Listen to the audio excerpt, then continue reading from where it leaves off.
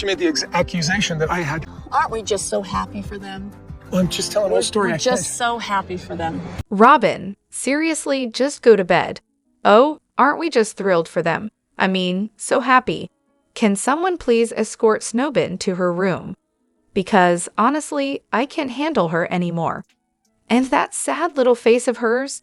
Yeah, that's her whole vibe, the essence of misery. I literally can't. Cue Grinch voice, I disloathe you. Oh, and typical Robyn, classic controlling behavior. She's out here telling Kody what he should be saying. And oh, don't forget this shut up part. So much snark. You can practically taste it. This whole thing is spiraling fast, and it's clear she's only tightening her grip on Kody. I mean, the woman's literally grabbing his face, squeezing his leg, and stopping him from talking, all while he's straight up saying it out loud. So happy, they say. My internal snark is definitely going wild here. Let's be real, they're both miserable. Karma? Anyone? Kody was trying so hard to look genuine. But Robyn didn't even bother to read the room, did she? She just came off as downright petty. Watching Season 12, Episode 8 of Meri, and it's truly mind-boggling.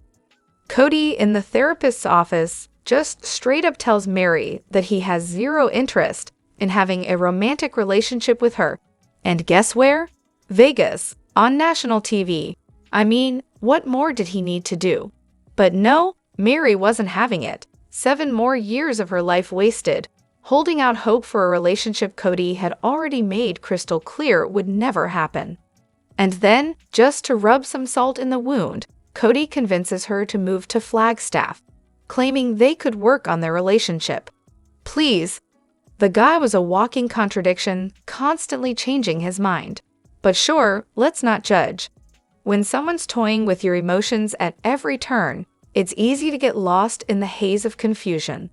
Throw in a heavy dose of religious guilt from the get-go, and voila, instant mess. From episode 1, I was just hoping the women would realize their worth sooner. But nope, Kody, the man who knows everything, was somehow still holding all the cards. No thanks. Now, in the context of their religion, the message he gave Meri was essentially, the physical part of our marriage. Done. But he never actually said, hey Meri, this marriage is over. I don't want you, and I never will again. Nope. Instead, he gave her a bunch of half-baked, wishy-washy comments about needing to be courted and how his wives needed to prove their loyalty. Prove it to whom exactly? To him or to his new queen, Robyn? Of course, Meri played along. She followed all his ridiculous rules, kissed up to Robyn, and did everything she was supposed to do, all in the name of being a loyal wife. And why? Because Kody and Robyn dangled the carrot of maybe just enough to keep her hanging on. Classic. Even when Meri started to figure out that Kody was totally checked out, she still needed him to spell it out for her.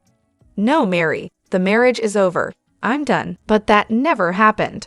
Sure, most of us would have walked away at the sheer mistreatment and cold-heartedness. But let's not forget, none of us were raised in a cult, married off young, and groomed to be manipulated and gaslit by a narcissist. So yeah, it's a bit more complicated when your entire adult life has been shaped by emotional abuse and constant manipulation. But hey, what do I know? Where do I even start? I just watched that episode, and I was shocked. I mean, we've all talked about Kody before, but this moment, it had me literally gasping. Kody refused to let Robyn's kids hug their sibling and their other mom goodbye? I mean, really? Only me, Eri. What the actual hell? He can go officiate weddings and throw parties, but when it comes to something as simple as a goodbye, he won't even let Ariella hug truly? That is so cold. I don't even know how to process that. I've caught glimpses of what the wives must have seen in Kody years ago, but this is next level, so petty and mean-spirited. My heart breaks for those kids who have to deal with his spiteful nonsense. Seriously, how is this guy still acting like this? And don't even get me started on that I loved you and you betrayed me line. When? when he basically said he wasn't attracted to her, when he made it clear he didn't want intimacy, when he straight up told her he didn't love her? Come on, Kody. Let's not pretend like you're some wounded hero here. You're just mad you got left. Stop pretending you're mourning and just admit it. You wish you'd done it first. Alright, I'll stop ranting for now, but I had to get that off my chest. Thanks for listening, everyone. Update, still not working. These past 2 seasons of Kody's behavior have been jaw-dropping. I'm so glad this community is here to vent to. I truly appreciate the support and feedback. You're not alone in feeling frustrated by what you saw in that episode. And let's be real for a second. You're lucky you don't have to share your paycheck with Kody and Robyn, and you can just block out their nonsense while making decisions for your own life. I mean, it's your paycheck, not his. Oh, and how funny is it that Kody, who can travel with the other wives' kids, but somehow can't even let them hug each other, thinks Truly wouldn't call David dad because of her age? Funny, considering Dayton was around Truly's age and Robyn made sure her kids called Kody dad. I don't know about you, but Truly seems like the kind of kid who would know what a dad is and would call David dad if that felt right. I guess COVID only applies to his household though. Kody's COVID rules never made any sense. If he can hug everyone from all the households, even if it's rare, why the heck can't they hug each other?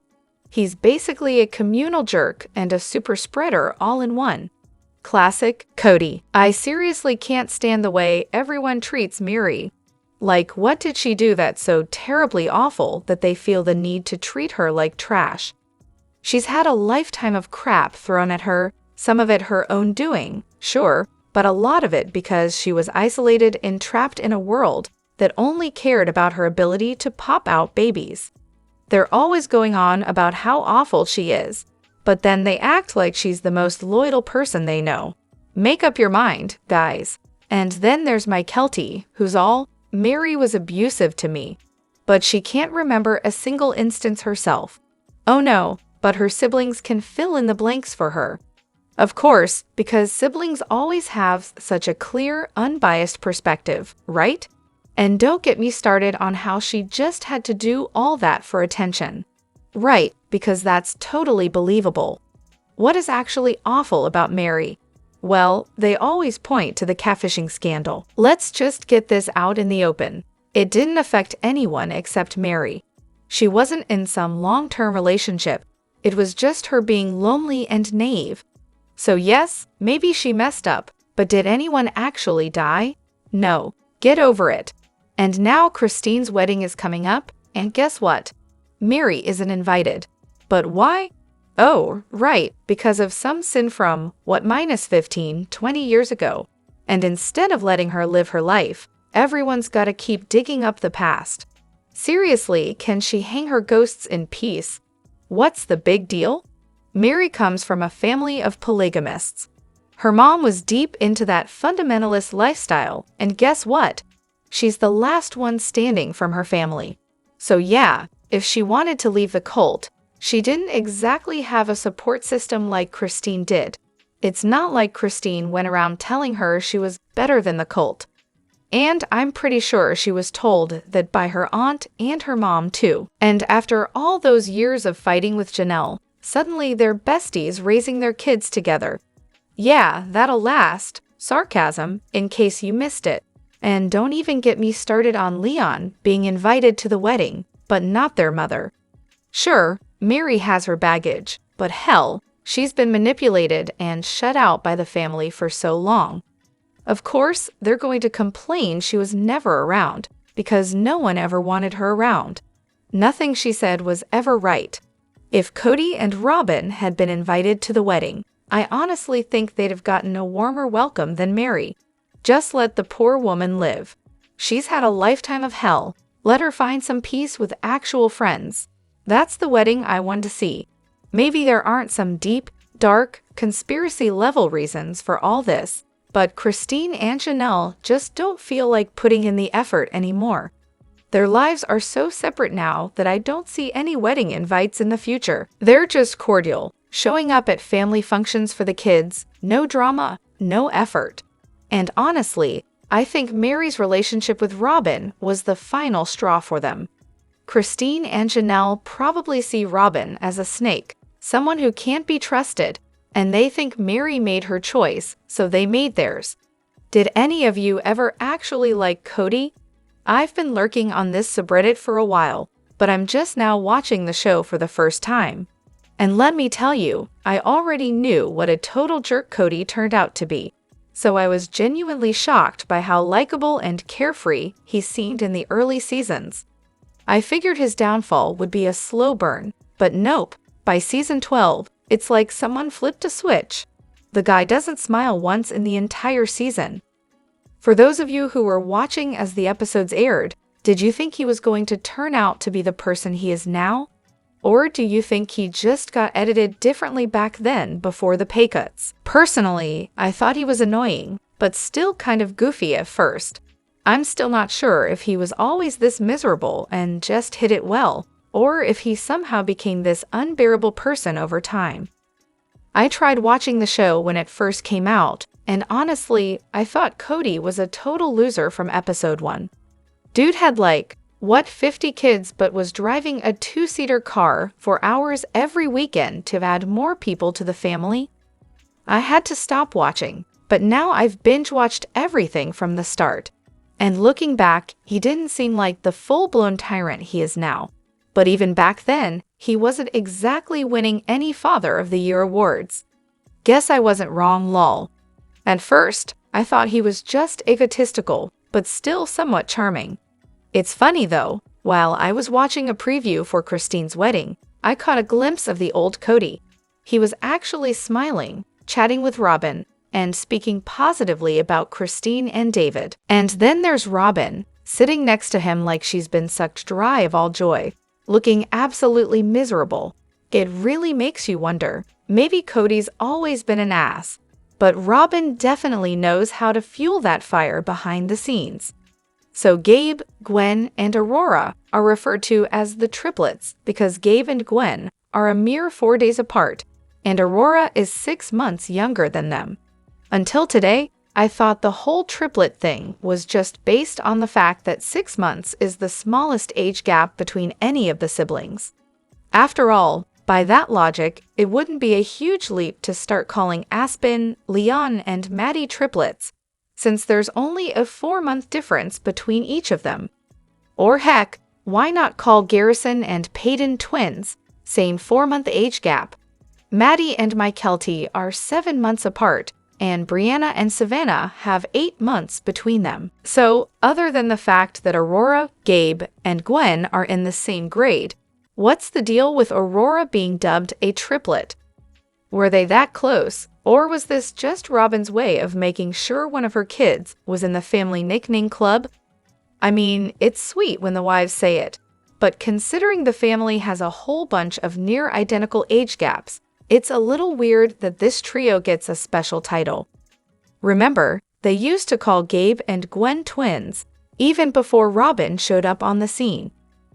I'd always thought they started calling them triplets just to make Aurora feel included. But here's the kicker. Aurora wasn't even born in the same year as Gabe and Gwen. So this whole triplet thing, yeah, definitely feels like a move to keep Robyn's feelings in check. I can totally picture her overhearing the twins title and sulking about how hers was left out. Maybe if they'd all been raised together as babies, it would make sense. But no, Gabe and Gwen were practically born as twins. The whole triplet thing, that's all Robyn. She heard twins and had to insert herself where she wasn't invited, creating this weird, forced bond between Gwen and Aurora. And then, conveniently, shutting it down after Gwen suddenly wasn't safe anymore. Funny, that timing. Almost like it happened right after Gwendolyn came out as bisexual. Coincidence? Probably not. Robyn really let the mask slip, huh? Honestly, I'm at the point where I wish TLC would just stop interviewing her and Kody. Their segments are like nails on a chalkboard now. I can't even be bothered to watch anymore. Fast Forward is my new best friend. They're so painfully fake. Kody just oozes negativity, and Robyn, she's a walking Stepford wife cliché. It's exhausting. I stumbled upon an old clip of them when they were dating, and Robyn, in all her wisdom, told the producer Kody was her soulmate. Really? Your soulmate? The guy with 3 other wives? What was she expecting him to do with that little nugget of information? Was he supposed to hear that and suddenly throw the rest of his wives out the window? Newsflash, that didn't happen. Sure, Robyn's pretty, young, fresh, and a little more conventionally attractive than the others. But let's not kid ourselves. Kody's as shallow as they come, so of course he was going to fall for the pretty young thing and convince himself she was the one. Robyn truly believed it, and I guess Kody's head followed right along. Honestly, TLC, it's time to take them both off the air. Congratulations, Robyn. You landed the community soulmate. And seriously, community dick? That's so gross, but also ridiculously hilarious. I'm definitely scrubbing that image out of my brain after laughing way too hard. But hey, maybe Robyn knew exactly what she was doing, admitting right from the start that she had a very different relationship with Kody compared to the other wives. She kind of told on them without even realizing it, didn't she? Kody out there sawing down a tree. What was that about? Was he taking out his wedding day frustrations on the poor thing? Maybe he was just mad he wasn't the center of attention. Classic Kody move, always trying to maintain that rugged, manly rancher persona. Remember that other time this season when he was hacking away at some random bushes? Yeah, that was a real scene. As if he's some expert landscaper who's just too busy to let us into the house. Honestly, it's hard to watch him pretending he knows what he's doing. They love showing him working on his property, but it just feels like a stunt. Let's be real, Kody's out there selling trees now to make up for the loss of income from his wives. Someone's got to keep Robyn stocked up on her daily online shopping binges.